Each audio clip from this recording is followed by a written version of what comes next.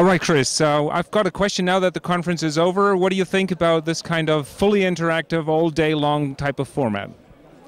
I must say that, first of all, it's unlike any type of interactive tool I've seen before. So on this side, it was quite compelling on two fronts. One on kind of breaking the ice, so these team games where the crowd really interacted not only with the screen and the technology, but even amongst themselves in the game setting.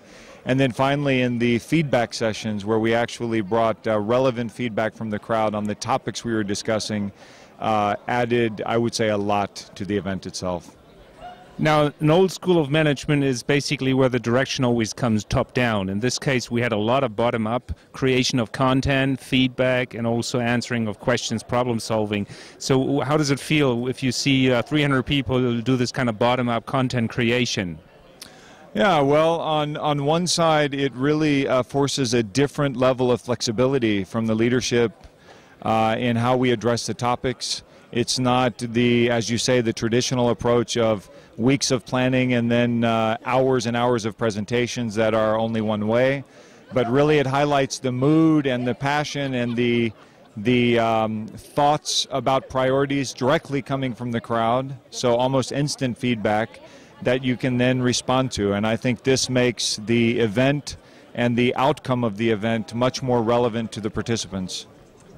Very often people that have not done this before and do this for the first time, as also in this case your company, they have the concern that things might come to the open that you don't want in the open, or that the audience gives very bad feedback about certain issues. Were there any concerns that you felt relieved or that didn't happen, or was there anything in the preparation that felt a little anxious?